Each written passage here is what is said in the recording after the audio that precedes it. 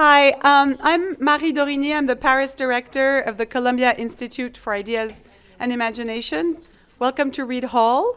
Thank you for coming to this event on the book Anxiety Culture.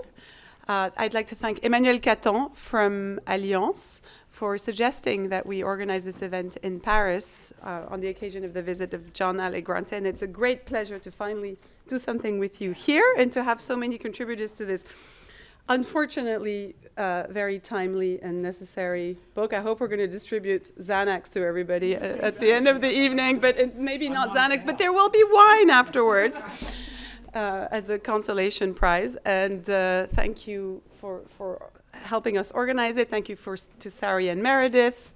And thank you for May, who's a current fellow at the Institute for Ideas and Imagination, for agreeing to moderate this talk. And I'll now have her introduce the speakers. Thank you.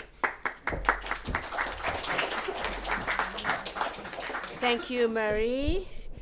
Good evening. Bonsoir. Thank you for coming this evening.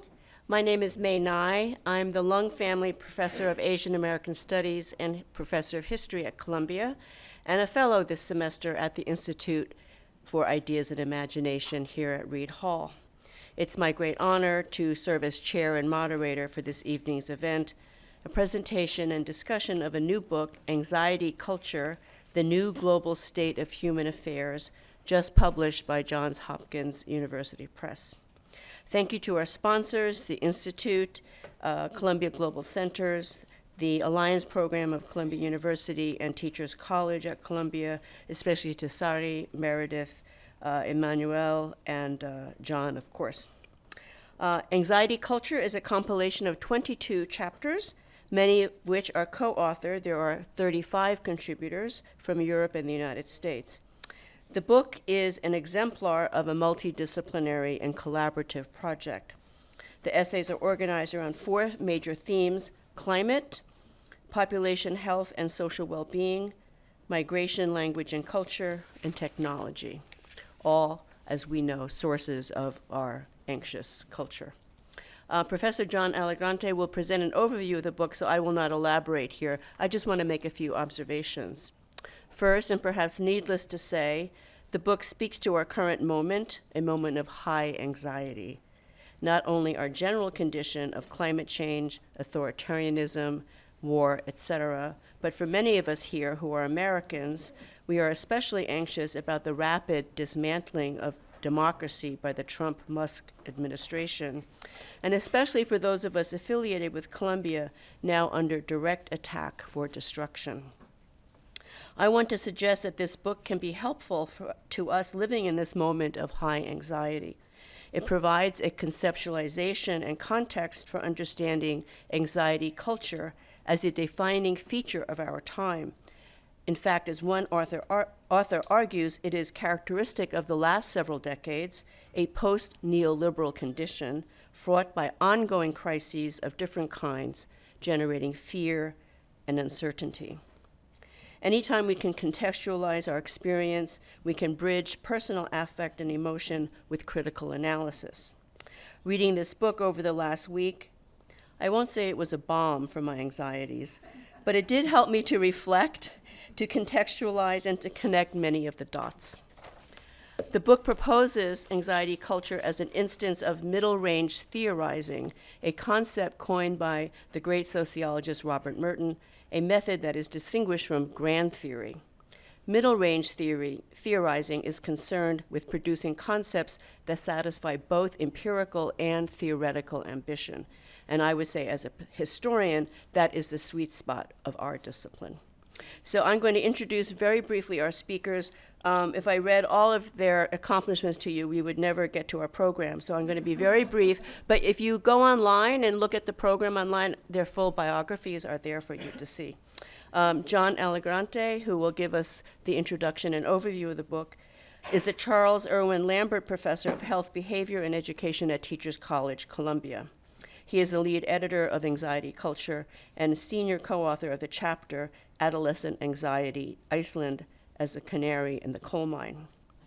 Our panel features 4 speakers today: Ulrich Hoinkes, Professor and Chair of Romance Studies and Teacher Education at the Christian Alberts University of Kiel, Germany. His chapter, Anxiety Culture as Social Reality and Object of Philosophical Consideration. Monica van der Hagen-Wolf, Chair of Education and Cultural Sociology, University of Cologne, Germany, is co-author of the chapter, Crisis, Affect, and Migration, the Production of Legitimacy Within Political Orders. Barbara Roviro is lecturer at the University of Bremen in Germany, where she is responsible for foreign language teacher education at the Department of Linguistics and Literature. Her chapter is on multilingual anxiety in migration context.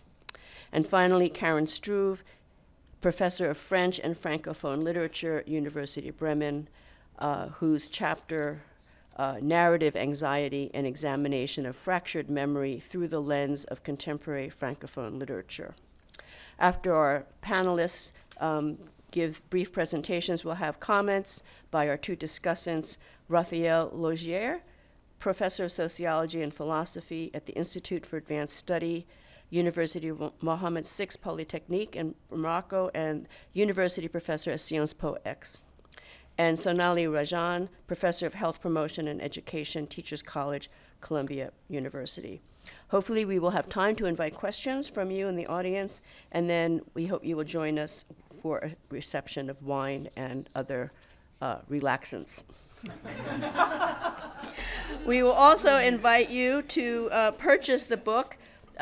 We were not able to have physical copies here, but there are these very cool bookmarks on the table that has a QR code, and you can scan that and get information on how to order the book. So please help me welcome our first speaker, Professor John Allegrante from Teachers College. Thank you so much, May. It's really an honor, a privilege to be here at the Institute for Ideas and Imagination.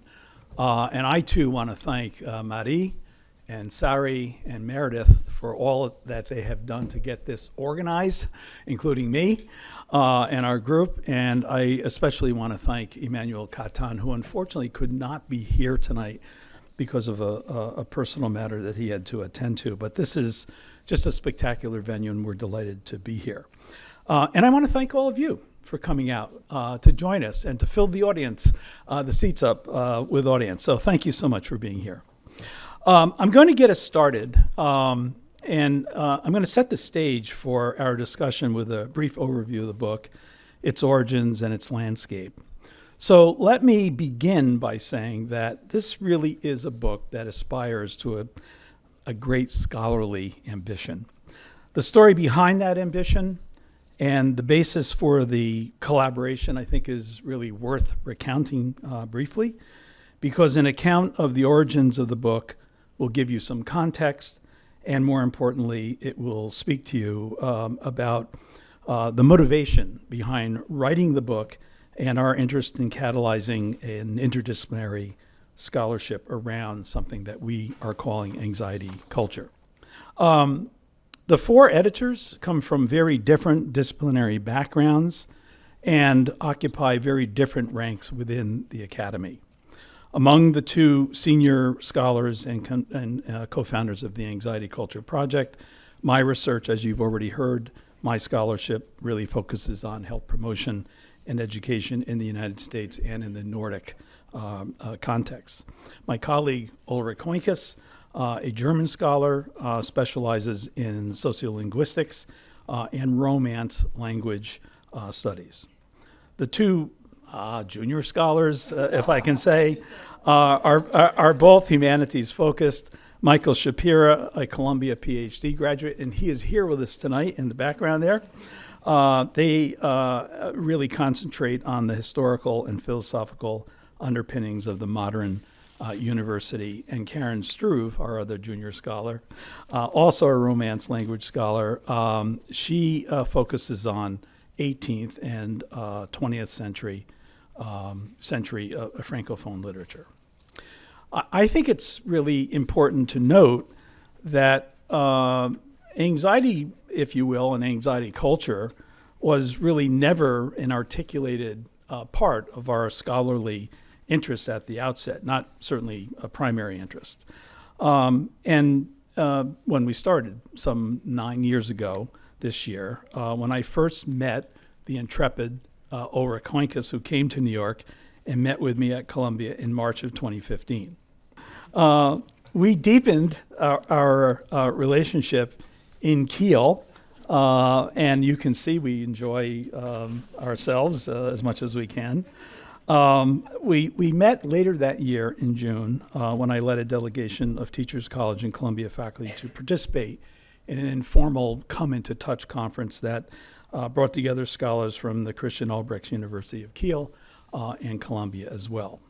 The modest goals of the conference were to share research, to explore and elucidate some of the cross-cultural points of comparison, and to really open up a dialogue about the possibilities for future collaboration around themes of common interest. And we really did not know where this would go.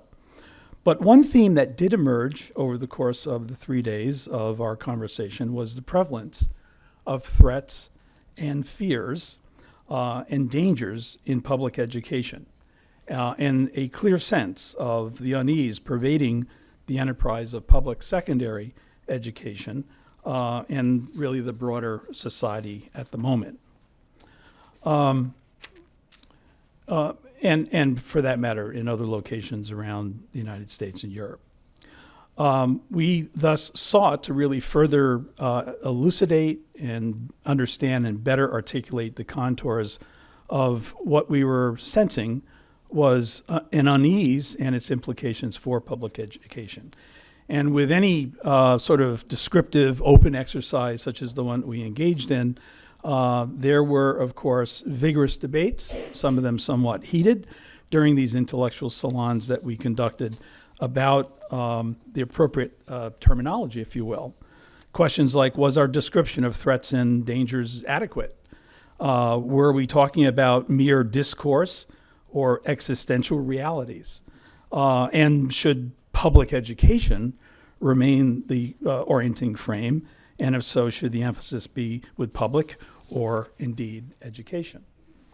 The discussion brought us to anxiety culture as a construct that we began to develop. And these discussions also gave shape to what Ulrich and I realized was really something that had potentially exciting opportunities for important research that might stretch beyond the bounds of a discipline-based educational scholarship and the American-German context. Two main factors were behind this realization. The first was that anxiety culture presented not only a timely theoretical question for the academy, but also a socially and culturally relevant question to be addressed in response to the cultural, political, and societal imperatives of the moment. Moreover, examining the construct from interdisciplinary perspectives seemed warranted, and in fact, absolutely necessary. The second was the ease with which participants from these very diverse fields that joined in the discussions of very diverse fields of scholarship and research, the ease with which they actually entered these interdisciplinary discussions, and the ease with which they came out of it, being very excited about the opportunities. And this included both scholars from new applied fields such as climate change and technology studies to the more established fields, including fields like anthropology and philosophy and political science. To facilitate the interdisciplinary nature of the collaboration, we eventually established 4 basic research clusters, as you've heard about from May, all representing what we might call the pressing planetary challenges of the moment. Each specific aspect of anxiety culture was under discussion, but they were capacious enough, these clusters, to allow us to integrate different streams of research and methodologic approaches that could, in fact, generate a sort of useful set of middle-range concepts. 3 of them, climate change, population health, and technology, were present from the outset. The fourth, migration, language, and culture, the topic of this evening's discussion, really emerged later after the great migration into Europe in 2016.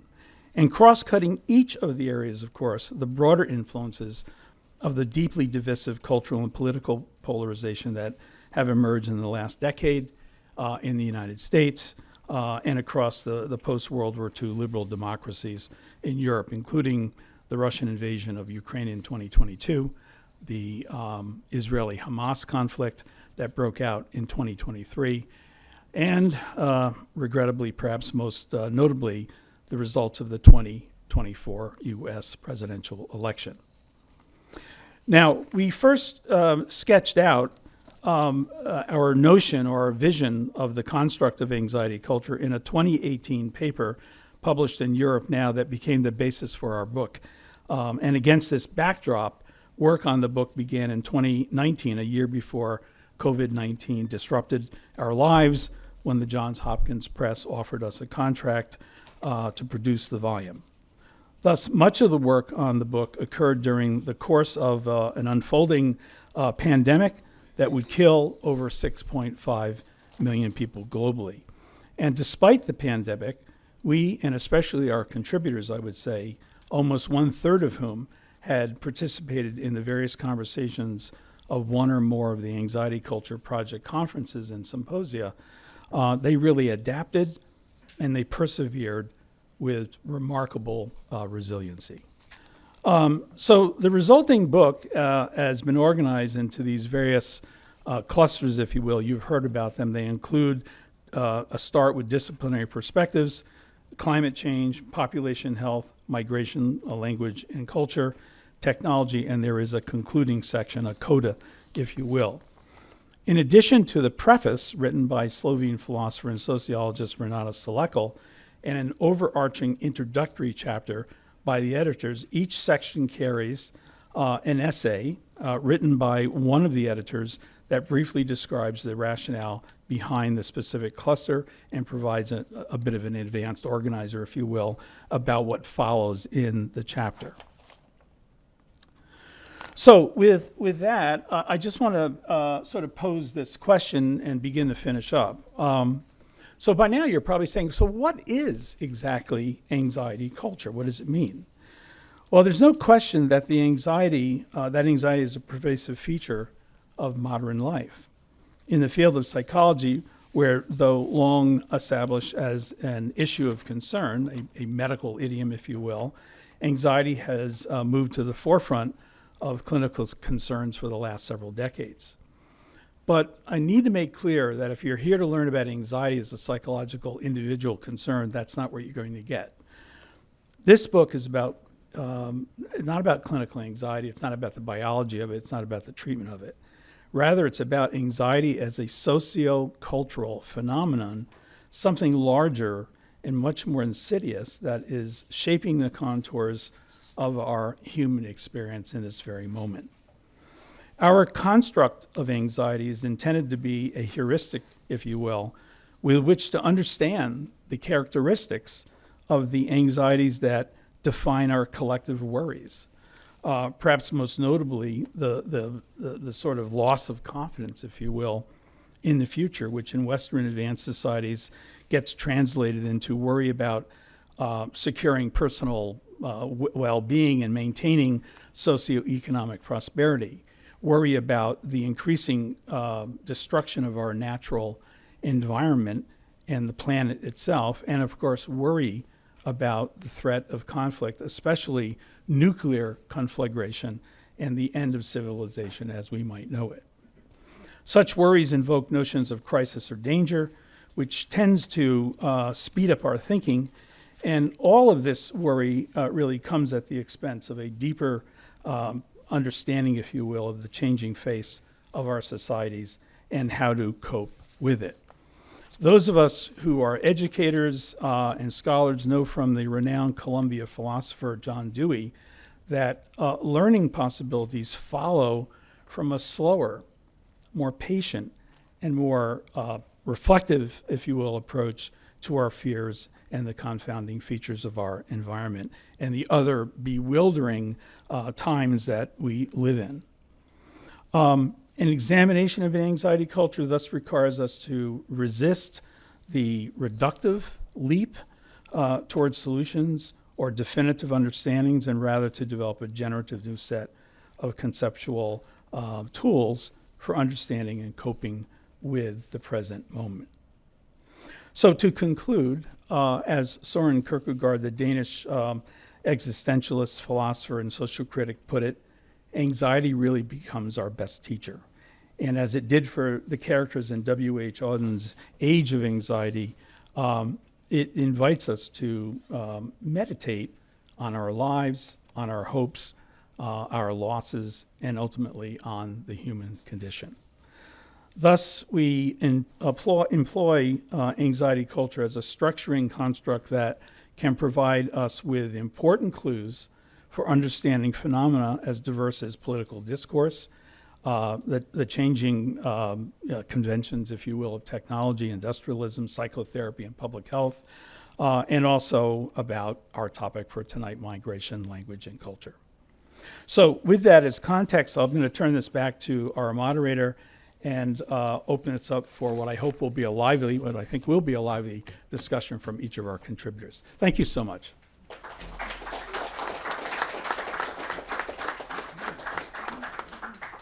Professor. So good evening, and thank you for having me here, and thank you for coming and being interested in the subject. My topic for this evening is anxiety culture and the young generation. Allow me to make 3 preliminary remarks to that. First, the 4 editors of our book, all of whom are present here tonight, I'm very delighted, decided together to dedicate the volume to our children and grandchildren. It's marked in the book. This was more than an emotional decision. Second remark. Yesterday, the all-German newspaper Taz published an interview with me on current issues of fear. The person who interviewed me was a young woman of 26. There was a connection between her questions and her youth. Third remark. The chapter I contributed to our book was co-authored with my young colleague Michael Schapira, sitting here with us. And Michael's contribution from the perspective of his generation was and is an infinitely valuable part of our collaboration. These are my 3 preliminary remarks. When I talk now for a few minutes about the culture of anxiety and young people, I will be drawing on the programmatic article that Michael and I wrote, in which we attempt to analyze the phenomenon of anxiety culture from a fundamental perspective. Why, how, and with what consequences do young people today feel anxiety? And how does this affect their patterns of thought and behavior? Allow me, as a representative of the older generations, who I am, to say in advance how I see myself in what I'm saying. As a university professor, I work with young people on a daily basis. And as a humanities scholar, my research is primarily qualitative. In view of the threatening developments of our time, I'm interested in the cognitive emotional processing of young people and the effects on their actions. One conclusion of these studies is clear. Young people are strongly influenced by fears about the future and also by fears about asserting themselves as individuals in the harsh present. That means finding an appropriate role in their professional and private lives. Young people today tend to live with an excess of anxiety rather than in an evasive emotional state of ease and peace. In terms of national security, which we see as particularly threatened at the moment, the main problem is not that young people are unaware of the dangers and threats currently posed, especially by the aggressive global strategies of Russia or China. However, we must assume that for a number of reasons, this awareness does not translate into immediate fears. Why is this the case? In the brevity required by my answer, let me be blunt. A culture of anxiety does not mean being helplessly at the mercy of anxiety as an emotion. For many young people, it means developing an overall picture of the complex threat situation in this world, setting priorities from the perspective of their generation, and also following rational insights and convictions. We need to recognize that young people often don't have the same list of priorities as older people. What we often don't understand is that the fears that weigh on all of us create a very different understanding of reality and need for action for young people than for older ones. Feelings such as fear of losing what has been achieved and revenge for being left behind, these are typical of the older generation. The younger generation, on the other hand, is characterized by expectations of a peaceful life in diversity, economic security, personal opportunities for advancement and individual fulfillment. These visions are often threatened by the political, social, and economic realities that we older people have created. At best, then, it will be our shared fears that drive us to act together. Perhaps national security is one of them right now, but we need a culture of equal conversation between young and old people to bridge the divide. Today's anxiety culture can be explained by our worries about the big, fast changing happening in our world. These changes appear to us like tipping points. We learn about these tipping points when something big and shocking happens. But actually, they have a longer history, and we could have seen them coming. Some examples of these crucial events are 9/11, the waves of refugees in Europe in 2016, the COVID pandemic, the war in Ukraine, and the AI revolution with public access to large language models. It is clear that these events trigger societal fears that are not easy to overcome. It can sometimes feel like we are powerless to stop these crises from happening or to solve them, referring to those who are in charge. This can lead to a sense of helplessness, especially when it comes to climate change, which is causing more and more natural disasters.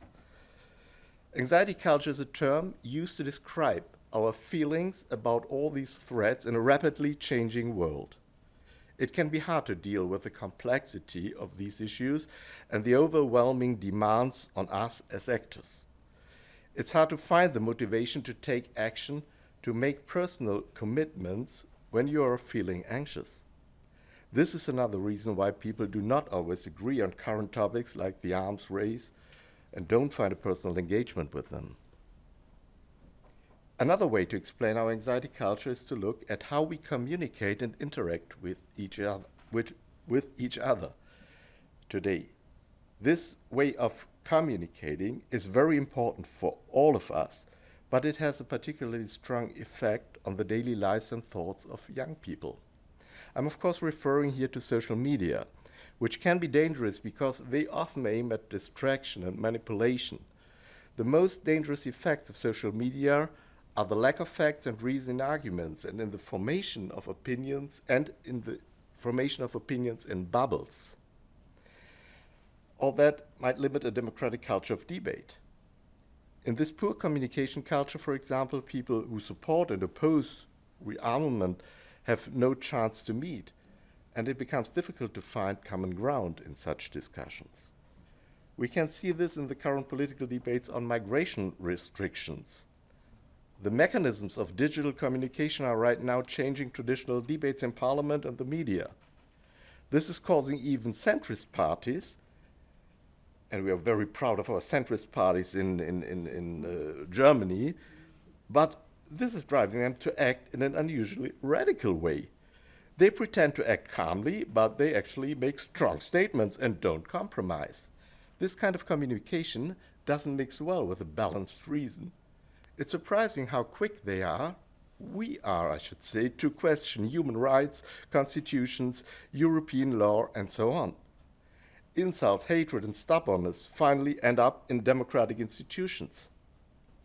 This is also a result of the anxiety culture, where too many apparently clear words from the so-called left and right ultimately cause confusion and uncertainty.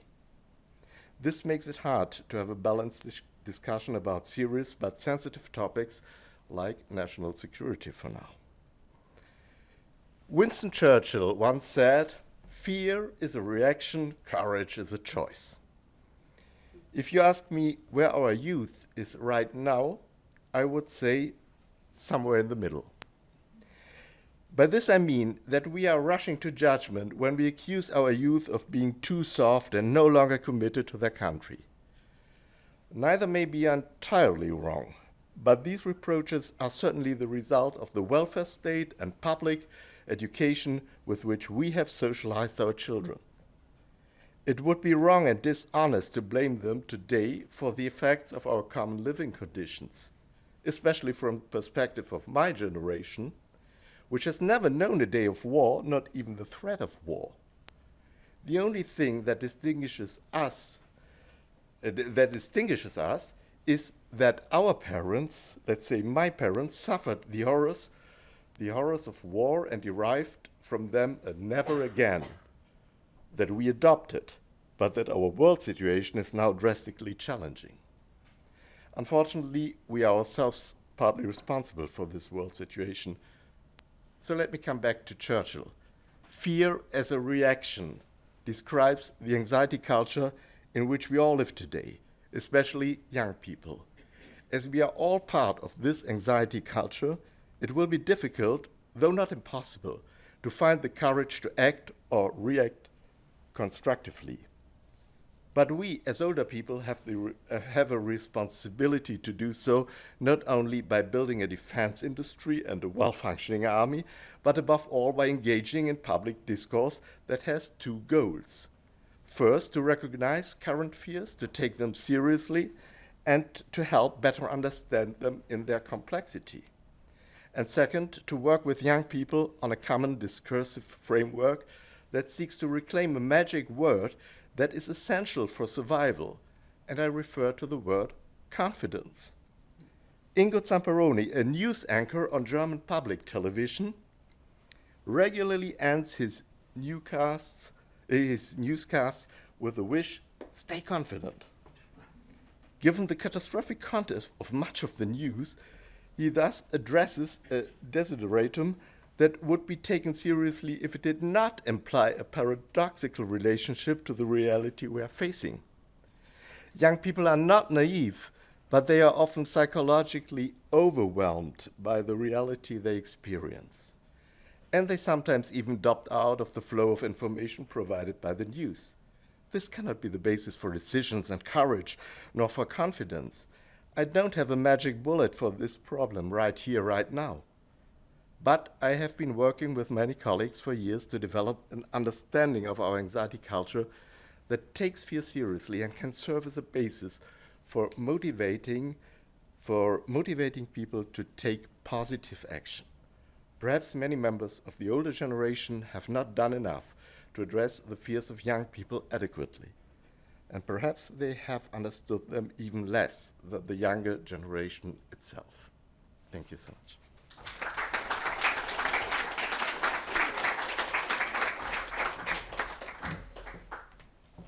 Okay, well, it's lovely to have you all here, and I'm very thrilled to be here with these colleagues that we've been working together with for years, and I'm absolutely thrilled that this book has come out because it couldn't be more timely. All right, so 10 minutes is not a lot of time to kind of pull a chapter together, but I'm going to start by giving you a brief overview of the chapter.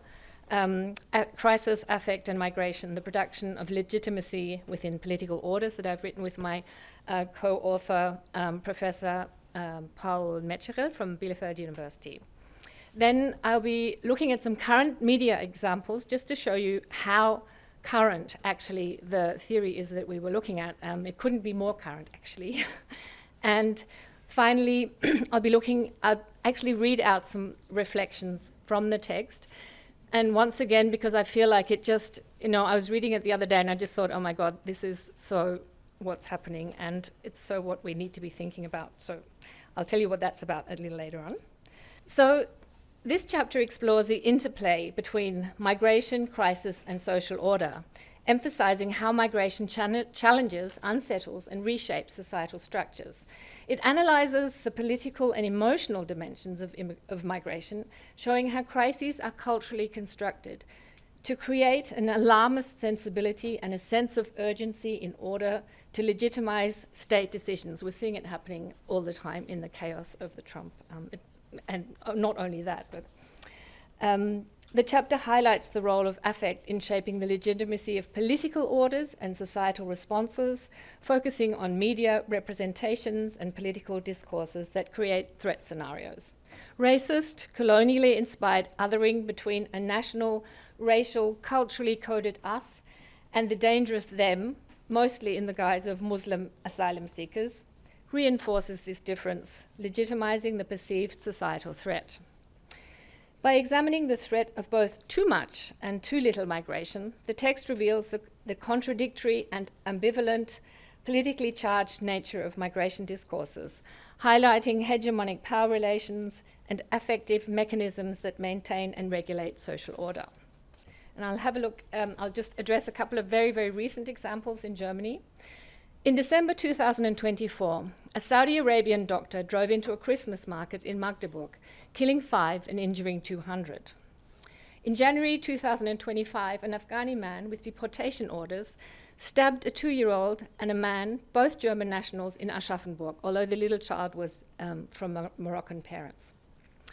In March 2025, a German man without migration history drove into a busy shopping street in Mannheim, killing an elderly woman and a middle-aged man. Leading up to the recent German elections, Friedrich Merz from the center-right CDU party used the Middle Eastern ethnic background of the first 2 perpetrators as threat scenarios to instill fear, outrage, and a sense of crisis, thus fanning the fire of anti-immigration discourse. Furthermore, he broke the post-World War II firewall, Brandschutzmauer, promised not to collaborate with right-wing parties by accepting support from the far-right AfD party to pass a non-binding resolution in Parliament calling for stricter border control and faster deportation of undocumented migrants. So here we see how crisis and affect work together to create a sense of urgency in order to get through political legislation and to sway voter preference. And I'm pleased to say the legislation didn't get through, but the CDU did win, and the AfD, the far-right party, is the second largest party in parliament. So these things work. And despite all 3 perpetrators clearly suffering from mental illness, the Saudi Arabian man being an anti-Islam, anti-immigration, far-right populist AfD supporter, go figure, and the German man being known for posting right-wing propaganda in the internet, known by the police, but these aspects were downplayed. Instead, Islamophobic and anti-immigration discourse was used to attempt to legitimize restrictive immigration policies.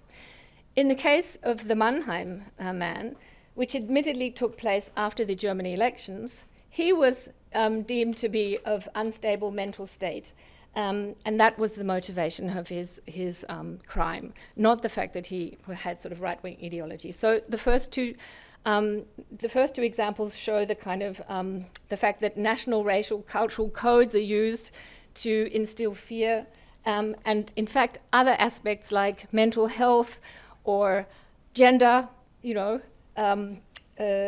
class, all those kind of things that could explain why somebody commits a crime weren't mentioned at all.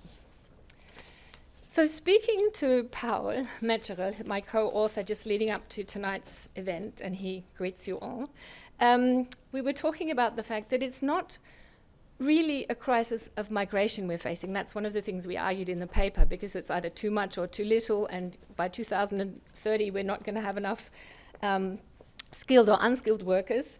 But we were talking about the fact that, and it has been so for a long time, it is a crisis of whiteness. And I would argue with bell hooks that it is a crisis of and I quote her, imperialist, white supremacist, patriarchal capitalism.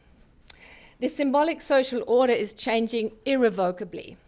evident in the diversity and equity, LGBTQI+, Black Lives Matter, feminist Me Too, woke movement that insists on remembrance and reparations for histories of genocide, slavery, and colonialism.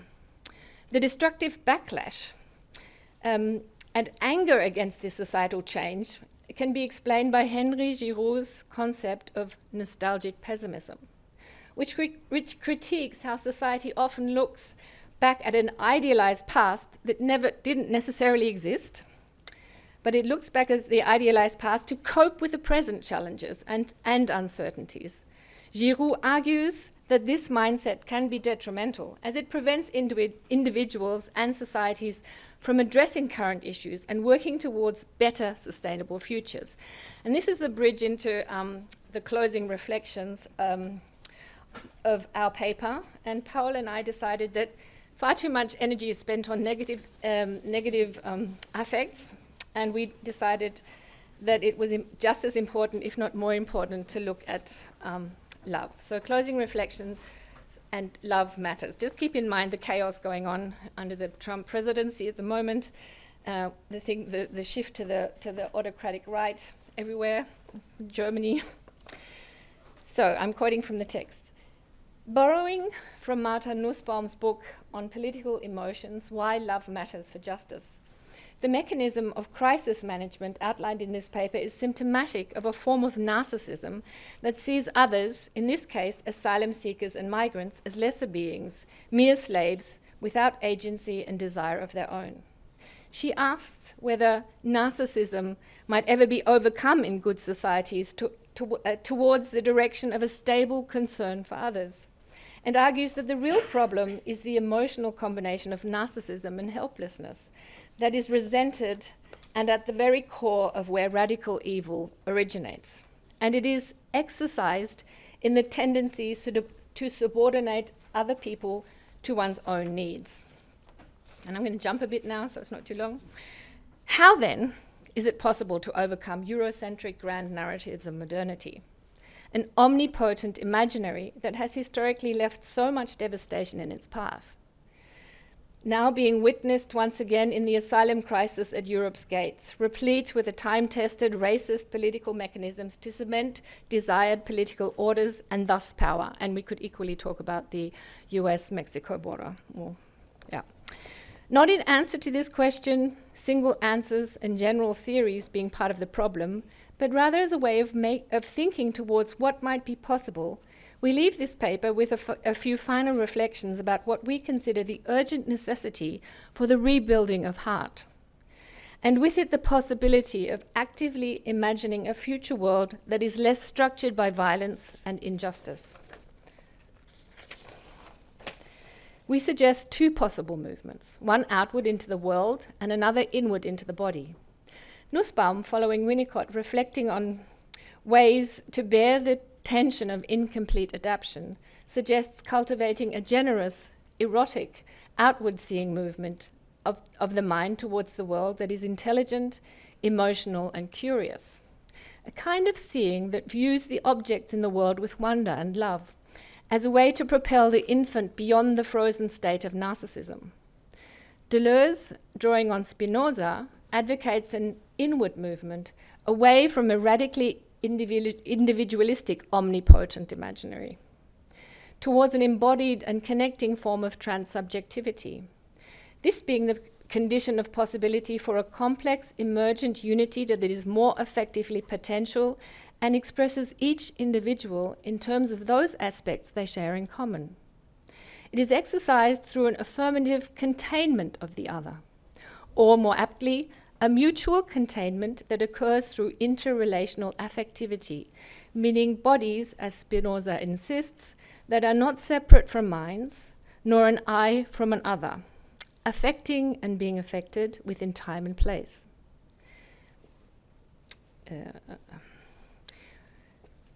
This implies that harming others, them, results in harming ourselves, us, and brings with it a loss of positivity, the ability to interrelate, and as such a loss of potentia. That's Spinoza's word for power.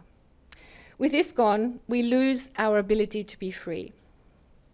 The acceptance, as opposed to their narcissistic negation, of our human limits, vulnerabilities, mutual dependency, and common human bondage, can turn the tide of negativity towards a process of achieving freedom and understanding to the state of interbeing, and as such dispels the divisive, omnipotent power grab.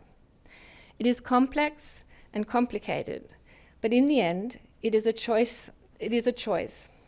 Do we stay alone in the confine of our separate contained selves, subjugating others to our will, or conversely being subjugated? Or do we dare to take in the other, to be the other, and as such stand up together for one another? Thank you.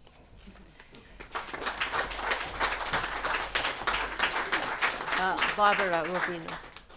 Good evening, and thank you for having me here. I'm really thrilled that all of us came together today. Not the fears and feelings of the majority society welcoming migrants, but the perceptions of the migrants themselves, especially in terms of language, should be my topic today. Language is an obvious characteristic of migrants. In addition to other aspects, it is the characteristic that is strongly perceived in public and identified as a sign of otherness. In the context of new society's efforts to integrate immigrants, learning the national language plays a central role. This is done both as part of the official requirements for admission for adult immigrants and also, in the case of children, whether born in the new country or not, as part of their schooling. In our article, Multilingual Anxiety and in Migration Context, Eva Dausar and I explore the linguistic dimension of anxiety in migration context, focusing on the importance of valuing and maintaining heritage languages, especially minority varieties. We argue that language can be a significant contributor to individual and community anxiety, even the loss of the heritage languages, particularly for speakers of minority languages. Our paper highlights the concept of superdiversity, which captures the diversity of migration populations in terms of nationalities, languages, religions, and other factors. This diversity puts pressure on smaller or minorized linguistic groups, which are at risk of being absorbed by more dominant languages. We criticize the traditional model of integration, which often only focuses on migrants learning the dominant language of their new environment. We argue that true integration should aim for happiness and satisfaction across different social contexts, which requires a more holistic approach that considers the entire linguistic repertoire of individuals and families. We examined the impact of language policies and practices in three key settings: family, school, and community. In the family context, research shows that supporting multilingualism can have numerous benefits, including improved family relationships, stronger ethnic identity, and even better mental and physical health. In the school setting, the paper highlights the challenges faced by administrators, teachers, and students in dealing with linguistic diversity. It emphasized the need for better teacher training in multilingual education and the importance of including heritage languages in the classroom. At the community level, our article discusses the precarious balance between different languages in multilingual societies, particularly the struggle for survival of minorized languages. It explores how the language choices of new immigrants can significantly affect this balance. We link these language issues to broader concepts of well-being and happiness in migrant populations and argue that the management of linguistic diversity can influence the relationship between migration and well-being, as we conclude by advocating for an inclusive approach to education that focuses on the holistic well-being of all stakeholders, supports linguistic cultural diversity, and aims to reduce individual and collective anxiety related to language use. Let me briefly discuss one example I know good, Germany. In Germany, because I'm living there, even when I come from Catalonia, in Germany, about 200 languages are spoken by immigrants. According to various data on educational trends in recent years, about 60% of children speak only German at home. In other words, every third student in Germany speaks a language other than German at home. Various German language integration programs are being implemented in the individual federal states with varying degrees of success. Germany is confronted with the fact that integration efforts only partially enable academic success among immigrants. In public discourse, of course, linguistic integration plays a very, very important role. Over the years, learning the German language has become a key qualification for integration of migrants. At the same time, however, academia and the affected collectives have strongly and empirically advocated that the heritage languages of the migrants should also be strengthened. It has also been proven that heritage languages are incredibly important for the balanced emotional development of migrants. It has also been scientifically proven that strengthening the heritage language does not have a negative influence on your German level or proficiency, quite the opposite. The teaching of heritage languages in Germany is offered in various forms, for example, by representatives of the countries of origin, religious communities, or parents' initiatives. In recent years, there have been also numerous efforts to integrate the teaching of heritage languages into public schools, which is a controversial discussion we are not having tonight. Let us return to the focus of our article. What happened to minority languages in this context of integrating heritage languages into public schools? Nothing. Nothing happens. Turkish, Russian, Polish, and Arabic are the most widely spoken languages other than German in Germany, and therefore the ones most often established as heritage language subjects in the school context. Minority languages simply disappear. And with the language, people disappear, even the speakers. And it is precisely this fact that leads to a secondary reality that has serious consequences. We don't have many time, so I would briefly give a few comments on another reality in Germany.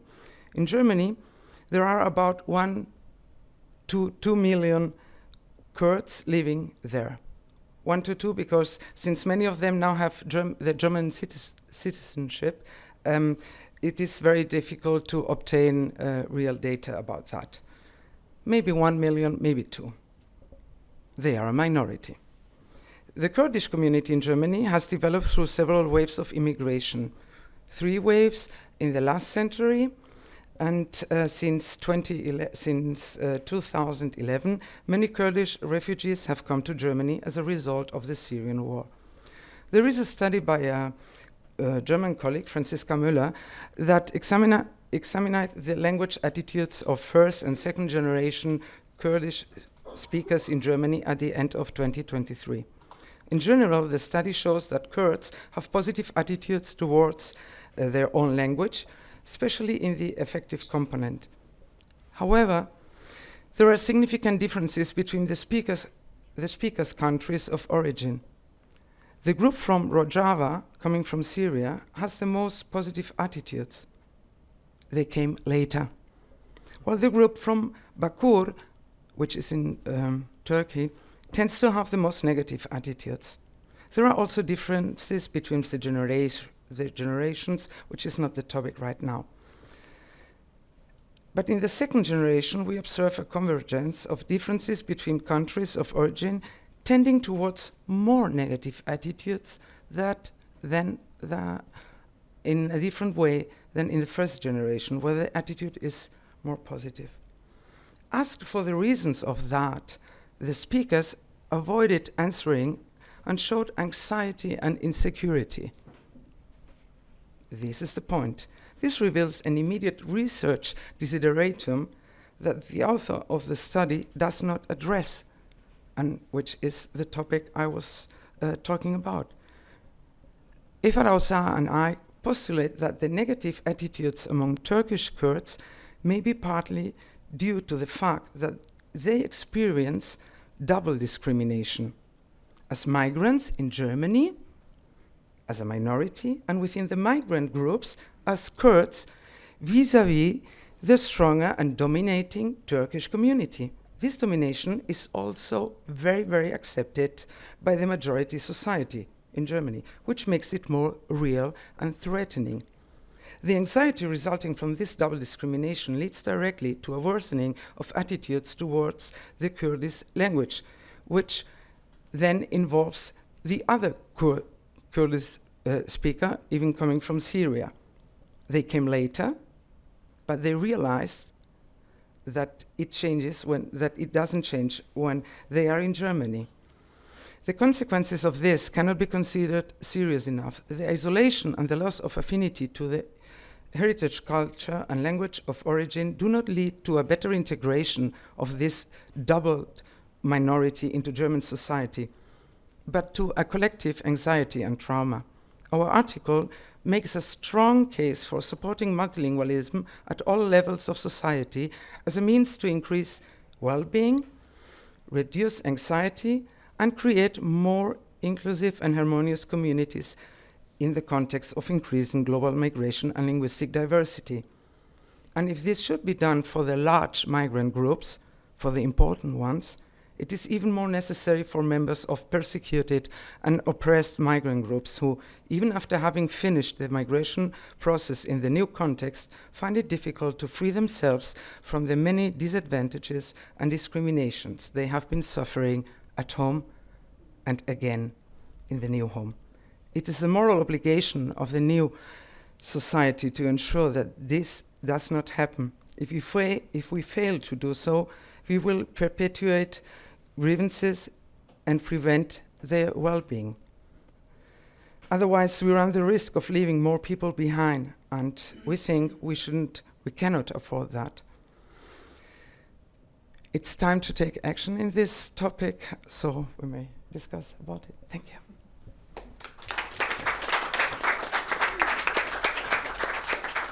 Professor Struve. So again, thank you very much for the invitation. Thank you for being with us. And I'm not going into action, but I'll try to discuss some issues about anxiety culture in literature and narrative anxiety. When I was a guest at the Atlantide Festival in Nantes last week, anxiety played a visible role in several respects. On the one hand, politicians and literary professionals expressed in their welcoming speeches, apparently for the first time of the festival, their concerns about the massive financial cuts in the cultural sphere. On the other hand, fears and uncertainties played an important role both in the literary texts and discussion panels. Whether in the panel on the danger to disobey for women in Iran with Delphine Minouy, whether as a fear of death and grief, work in the novels of Clémentine Mélois and Emmanuel Hutin, or in the discussion about the depths of human soul with the Cameroonian author Angelo Bayok. In Nantes, contemporary novels and poems dealt with issues of flight and migration, life and death, loneliness and oppression. As you can see, writing about anxiety does not automatically mean writing thrillers or crime stories. Writing about anxiety rather means integrating it into every possible literary genre, personal history, historical and political background. But still, how can you write about what scares you? How can anxiety be narrated? How can literature express what cannot be put into words and probably only has to be shouted out? And finally, maybe the big question in times of near wars and autocrats, of climate change and AI, of fragile solidarities and eroding democracies, is this the time to write literature? What might be the power of literature, or as the panel in Nantes put it, quels sont les pouvoirs de la littérature? Narrating anxiety, to outline some ideas from our article, narrating anxiety means first portraying a whole range of emotional shades of fear, from latent feelings of insecurity to fear for pure survival, and translating them into language and narrative patterns, motives, and tropes. Narrative anxiety is, in this sense, second, not a purely subjective experience.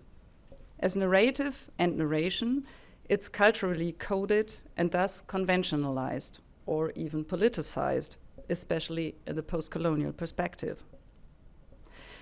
When thinking about the role of literature in terms of anxiety culture, especially in France and the Francophone world, for Emmanuel Caton, who unfortunately cannot be here with us tonight, but without whom this thought and our article wouldn't, in this present volume, wouldn't exist. So for Emmanuel and me, anxiety literature is not a kind of elitist field separated from public discourses. Narrations of anxiety are rather deeply coined by their cultural discursive contexts and vice versa.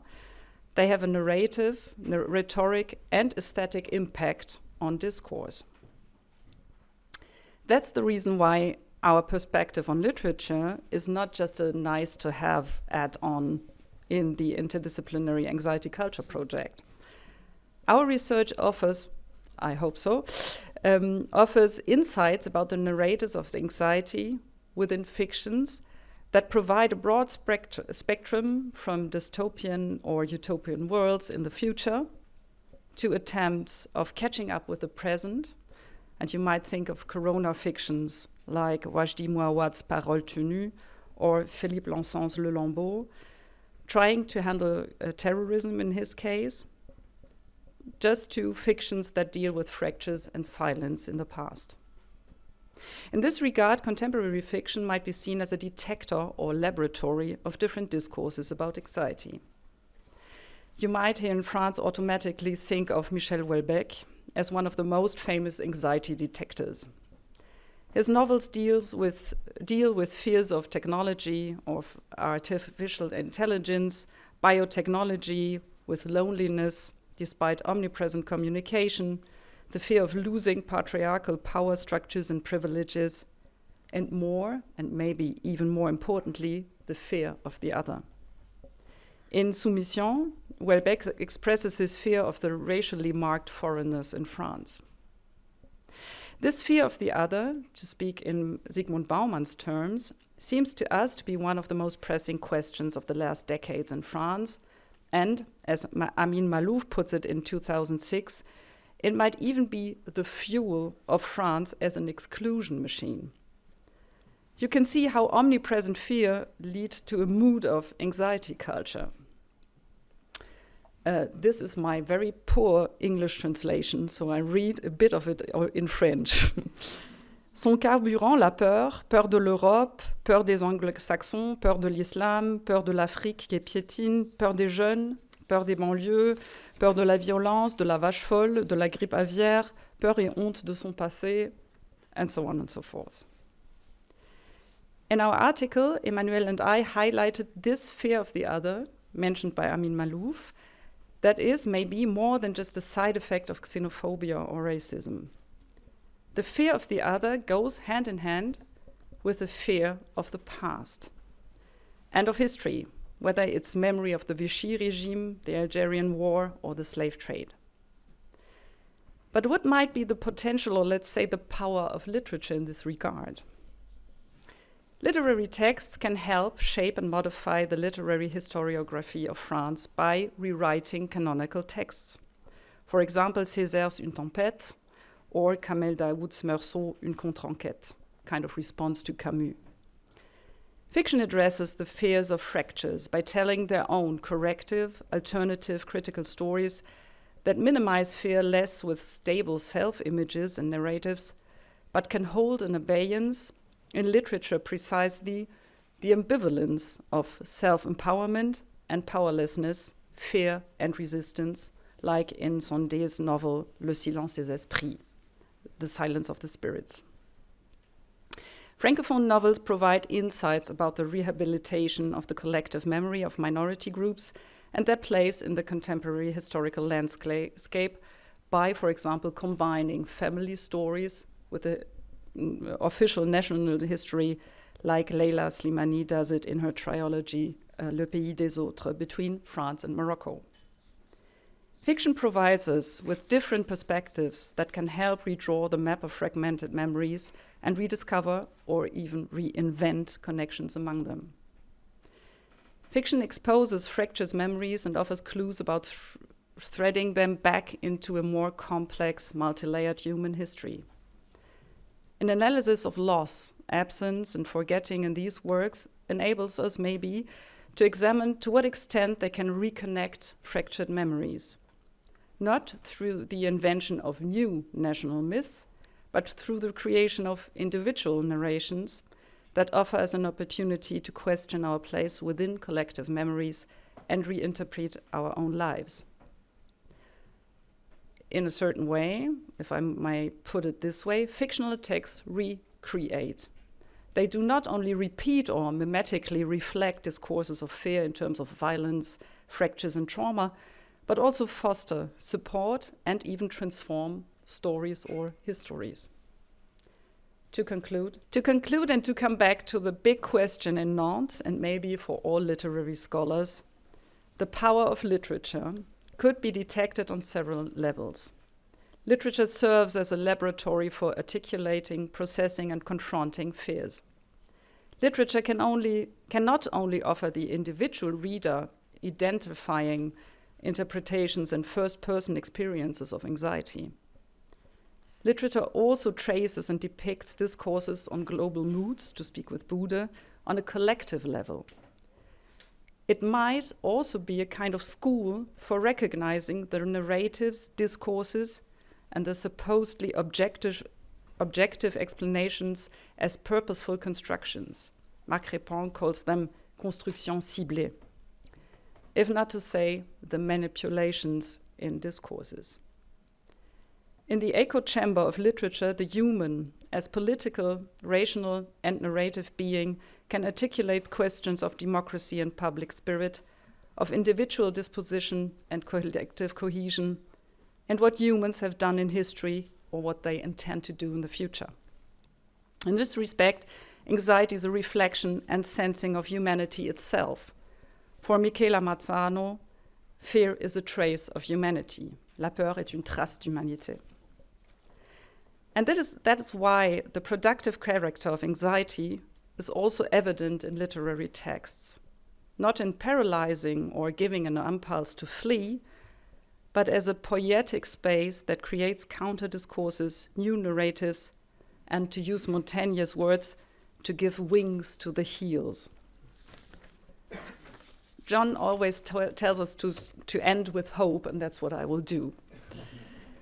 I would like to end with these wings to the heels without trivializing fears and dangers.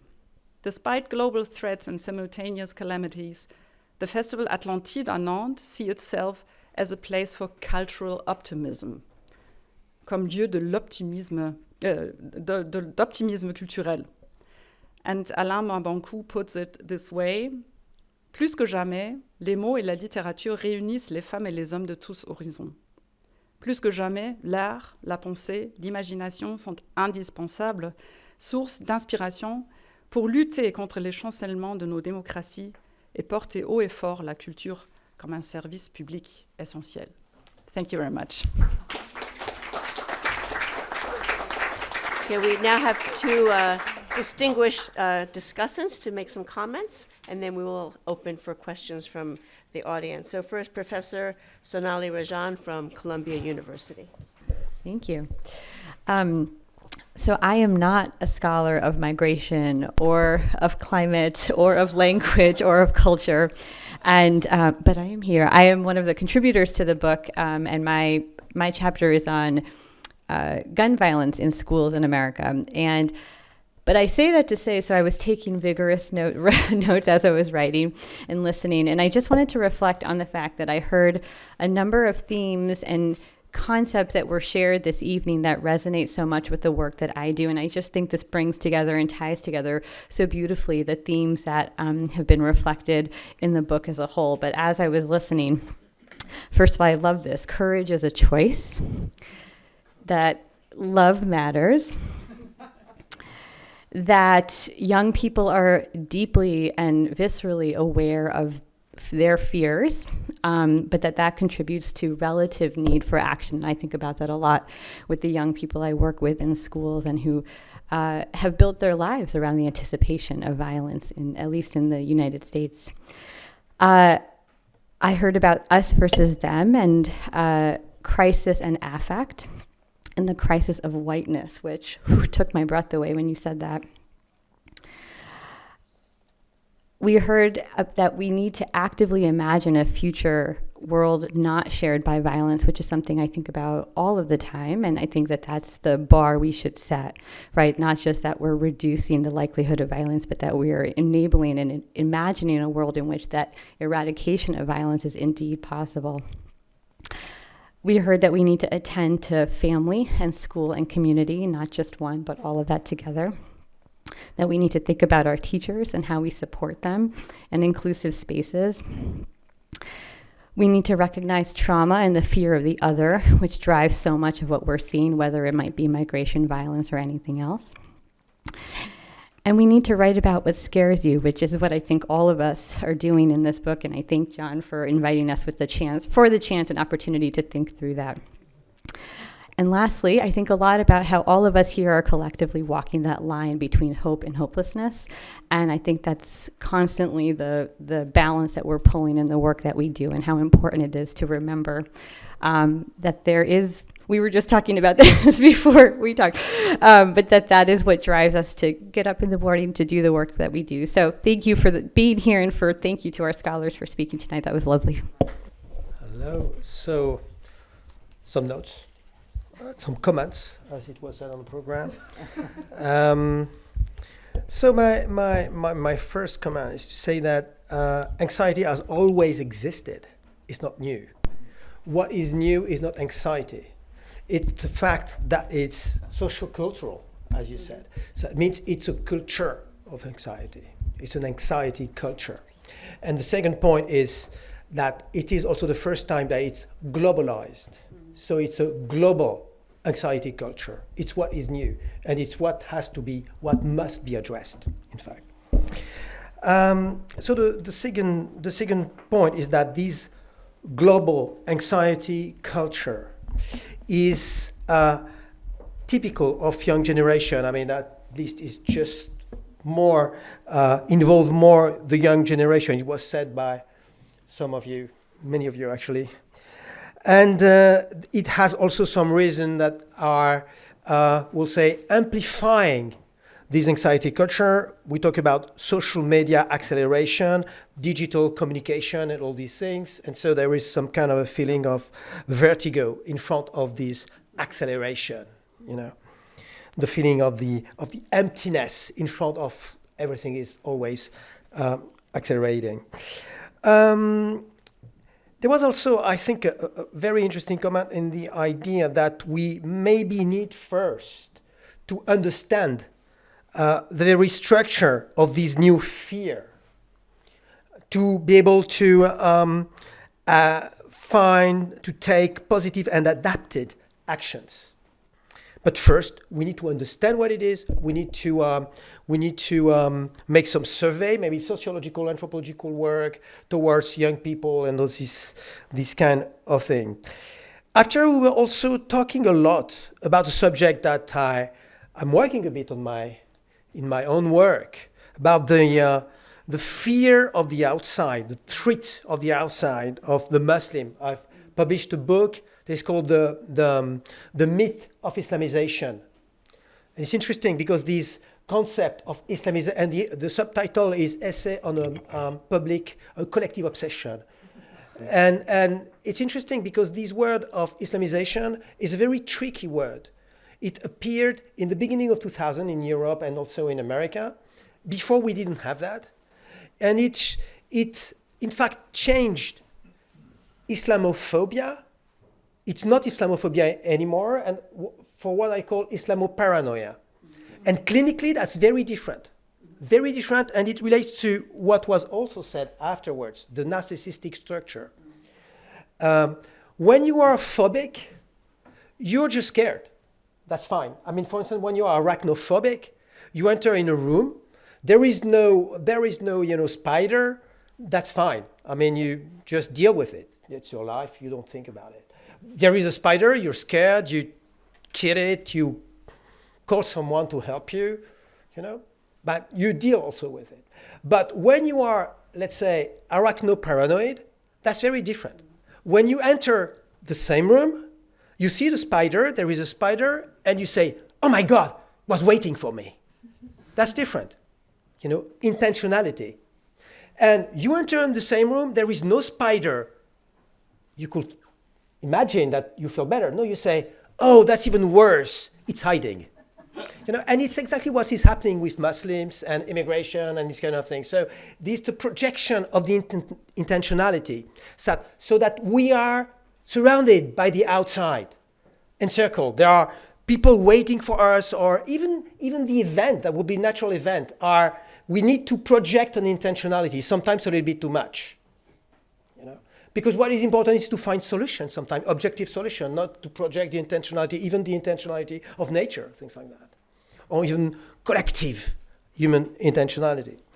Because this is the manifestation of, because it's what paranoia is about, clinically, of narcissistic structure, and more exactly, of the fact that you become paranoid when you are narcissistically wounded.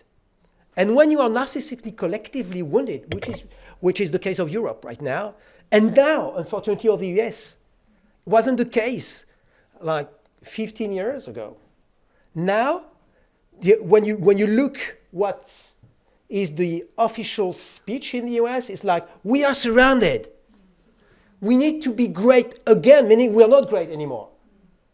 That's even worse. I mean, I prefer someone that thinks he's so powerful that he doesn't need to, to do anything, for that matter. But when you become narcissistically wounded, you think that narcissistically somebody is trying to hurt you. What is bad with that? It is that when you do something, even in the public law, that looks violent, it's never supposed to be your violence, because it's always supposed to be the reaction to the violence of the other. And so just the fact that you're an immigrant or you're a Muslim, it's already a violence for the majority. And that now it's like LGBTQ plus, etc., and everything in the same bag. Like, we are surrounded. And so we come to this idea that we are scared about diversity of language, as you said, because we're scared about losing. The word wasn't pronounced, I think, and it's a very interesting word, losing our identity. And we need to take the word literally. Identity just means the fact that we're scared to lose the fact that we want to be identical to what we were, to be identical. When people think about their identity, at first, commonly we think about singularity. No, singularity is the opposite of identity. Identity in mathematics and all that is to be identical, to be the same. And we want to be the same. So, we're not going to be the same. We're not going to be European anymore. Maybe we're not going even to be human anymore. And we see that with the fear of artificial intelligence and technology and all that. And so identity could be applied with human identity as a whole, with artificial intelligence, or could be applied with immigration. Oh, they are going to go through us. We're not going to be us anymore, whatever that means. Because in fact, we don't know anymore what we are. We think there is a plot against us. And so there was at the end this idea that with Karen that said that in fact there is a narrative anxiety. But I think narrative anxiety is it's fundamental to what is actually happening, because it's what is actually feeding the entire thing. We could even say there is a meta-narrative anxiety. So we lost the positive mythologies that allowed us to see the future in a positive way, so in a greater way than the present. And now it's becoming the other way around. Like it looked like the future was narrowing itself. Like if the time was going reverse way. Because even with the the expansion of the universe. Time is supposed to be bigger and bigger, but it's like if socially it's becoming smaller and smaller, if we listen. And so, to conclude my comments, yes, I can see that. I need to conclude. It's what I'm scared about always, to conclude. It's like this kind of thing. Anyway, a little bit. In my own, as everybody said, in my own contribution, because of course we can always only talk about ourselves in a way, not in a narcissistic way if we can avoid it. So not a paranoid way. I try to distinguish something that is not distinguished usually because it's used like if it were the same word. And for that matter, that's the same thing in French and in English, so that's easy. It's anxiety and anguish.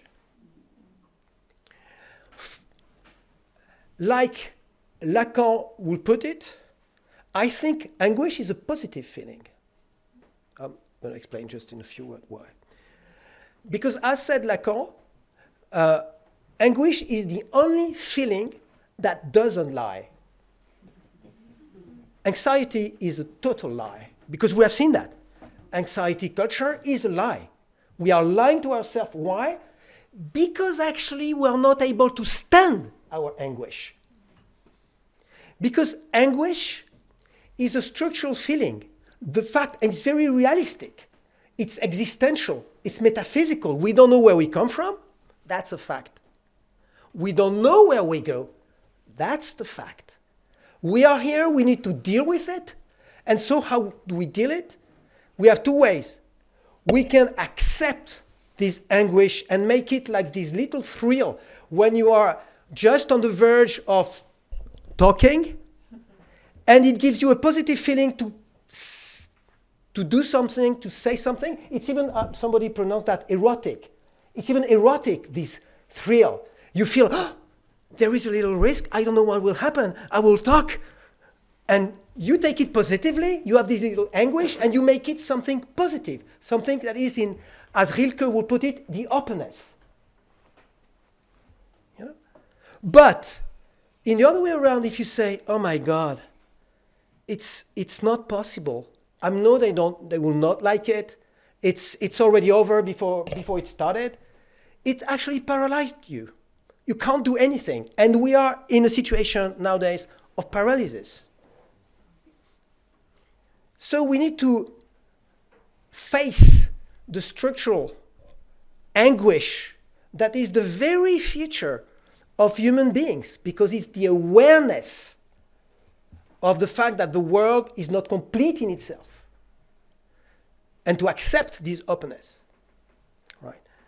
And if we do that, and we don't try to repress it, he will not come back with this anxiety that we are not able to deal. We are not able to deal with it, and so become violent with others. But at the end of the day, being violent with others on a global scale is becoming violent with ourselves.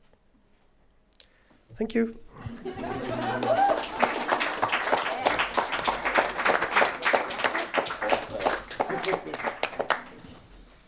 I'm going to take the privilege of being the moderator to start off with a question. Going off of what you comment, that anxiety is a lie, right? I think that's a good description. And I want to reference Monica's chapter in her talk about the creation of fear, right? To create the creation of a crisis around which fear of the other, anxiety about the other, immigration is built. And we talk about this anxiety culture as being global, but I think it's also very much a tension in a global sense with the nation state and the politics, national politics, which is what generates, I think, most of the lie of anxiety, especially with regard to the other, right, with regard to migrants. So if it is a lie, and if it is a construct of political elites or parties or factions in national politics, national politics. What accounts for its strength? What accounts for its strength? If it is a lie and if it is a construct of politics, why is it so overwhelming to us? So I just want to pose that question, and maybe you can start, and others might, I think others will also have insights into this. Maybe we can start there and then open to the audience. So thank you. This is on, yes. Yeah. Yeah, that's a really good question. I mean, I think it's very much like what you were saying. There's kind of already this this paranoia and this kind of like sense already there, and it just needs the crisis sort of just drops into that and can pull you along into that kind of narrative, and it kind of mobilizes affect, and it mobilizes people, and it gets people behind a cause, and it's also about the us. It's about that sense of we belong, and it's them out there, and they're trying to take away what we have, and therefore we got to sort of stand our ground, and so that kind of nationalist sort of sentiment is something that can be very easily fanned by people in power who are trying to get certain things. I mean, it's not, and I don't think it's just that there are people on top. There's a whole kind of thing that's happening in there. That would be my Thank you. beginning answer. Would anybody else like to? I can say something. Yeah, just to perhaps come into a conversation and discussion on that. I do not totally agree on the fact that anxiety culture is a lie, or that all the anxieties are lies. I mean, you can justify this opinion and you can give reasons for that. But my approach is not so much neither a psychological one nor a pragmatical one. So when you see the reality of anxiety culture, you can say, oh, there are too many people who are anxious, and that's not good. And there are too many politicians who are driving us into this anxiety by manipulation and so on, and this is not good. And I totally agree. But if you see it from the side of the people who are living in this anxiety culture, and I'm stressing the word culture, so this is a real thing. And even lies can become a real thing of our daily life. And so my approach is more to take anxiety culture serious, to say it is a reality we live in, and especially young people live in this reality, and we have to find a counterbalance for this within this cultural reality. And just to finish, my approach is more to have a neuroscientific outlook on anxiety. So starting from the brain studies and thinking, yes, there is a part of emotion in our awareness of the world and a part of rationality. And we should rebalance this, and we can do so within a culture of anxiety. So we don't have to ignore it. We don't have to say we don't accept anxieties in this world, but we can build on this feeling, on these feelings which are justified. We can build on them a better world when we arrive, when we really get into when we follow the goal to integrate more rationality in what we are living. And this is my approach to it. Thank you. I take your point. I think one of the, maybe where the lie is not in the anxiety itself.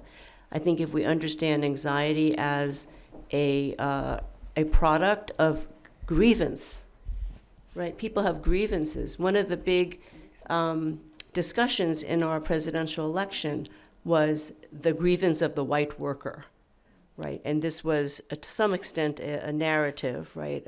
Not entirely justified. But to the extent that we fail to recognize the feelings of precarity, insecurity, economic insecurity, etc., among big sections of the population, where the lie comes in is they're told the reason for their grievance is the lie, right? It's the immigrants. It's the immigrants, not the capitalist system or the jobs or the causes, right? So I think this is an important part of the discussion, is to address why people feel anxious, why there is grievance, not just on an individual level, yes, of course, but on a social level, but then to identify the causes for that. And then the solutions are not easy, right? Nativism is an easy solution, just throw out the immigrants, right? That's the easy solution. The real solutions to, deindustrialization, climate change, migration, et cetera. So those are difficult questions that we have to face. Okay, so let's open for question from the audience. Yes, extremely interesting. Sir, you said that we don't know where we came from, but we do not know where we go. I think we all know that we go towards death, and that to me is the, independent of any political situation, that is the source of the greatest human anxiety. But you mentioned that you didn't know what if, in an age of anxiety, of an age of crisis, can literature be possible? That makes me think of the American writer Paul Fussell, who wrote a great book called Wartime. And he focused one chapter on the great English man of letters, critic, aesthete Cyril Connolly, who organized individuals, donors, and other great writers in 1939 to create a new English journal of criticism called Horizon. He was a man of impossibly high standards, and someone said that after, one of the nights of the Blitz, there was fire, buildings were falling, but then someone could see amid the ashes the new edition of Horizon. And he said, I knew then what we were fighting for, the civilization. So that to me, it would be, literature is never more important during a time of crisis. So, hello. I have a question regarding the fear of the other. So, as you said, it's a very common question here in Europe among immigrants and the nationalists. So, what would you advise? How can we reduce the fear of the other, preserving the inclusivity and exclusivity of identities among us? How do you answer questions like this? I think my answer would be that education and coming into contact and I mean it's the fear of the other and these ideas that are kind of libidinously kind of also that sense of nationalism and it's a very seductive and it sort of thing that keeps people separated from one another. But I teach at university, and my I think I see myself like my greatest role is to really sort of teach to teach about the structures that go behind why people kind of are fearful of others, and to sort of, be together more. But and I know that's in the ivory tower, and it's all that completely impractical sort of stuff. But I suppose,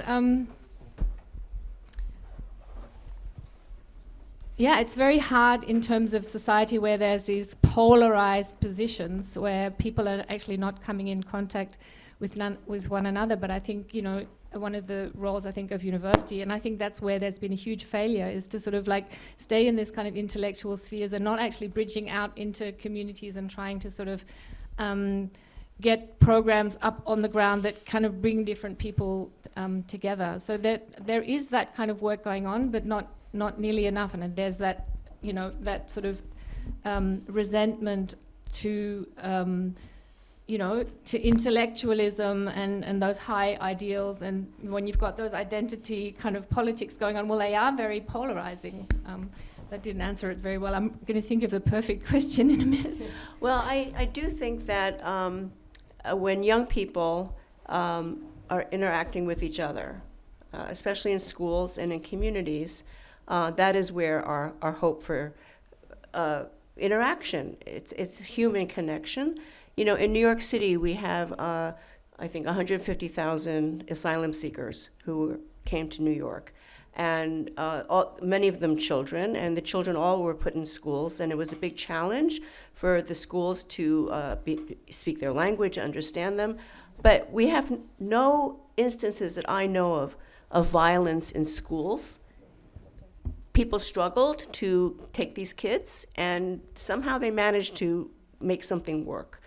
So I think that is, to me, maybe it sounds naive, but I think that is where the hope is. If you can put children together, and if you keep the politicians away from them, and you have a chance, I think. But you wanted to say something? I just wanted to say something about pedagogy and interpretation. I think everything, when we were talking about, is it a lie, it's not a lie, we were talking about the cause is a lie, but the cause is not a lie, of course, because it teaches us something real. I mean, there are out of works, there are things, there are problems, there are climate change, etc., but it's the perception, the way it is perceived afterwards, that is a problem. And when I say perceived, in fact, we know now, because we are talking about cognitive science, that pure perception, like neutral perception, does not exist. Perception itself is already an interpretation. So we need maybe to integrate pedagogically, even in first grade, like a way to interpret the world around us in a positive way. I give an example. I gave this example in Hong Kong, and it worked in Hong Kong. Maybe here it was, I don't know, and just who knows. Because there was kind of a question that was kind of similar. This one is. It's just like you are in a room. Imagine you're a professor, you're a teacher, and you just learn to know what is a door. And so just you can have the interpretation, but very simple, something really basic, like this door, what it is about. This door is to prevent you from going outside. Say, yes, it's true. But what is a door? Second answer, it's to allow you to go outside. It's very different. But I mean, it's a door. So to think positively in it's to allow you to go outside instead of it's to prevent you from going outside, it's very important. Because as I said in my little comment, we are thinking the world as becoming narrower and narrower. So like if we can't go outside, and so we are suffocating inside, it's also one of the source of the identity problem, etc. So just to learn that, step by step, when you look, it could be some kind of a training of the mind, if I can say. Keep talking about that. So the situation is like it is, but we were talking about it before, Sonali.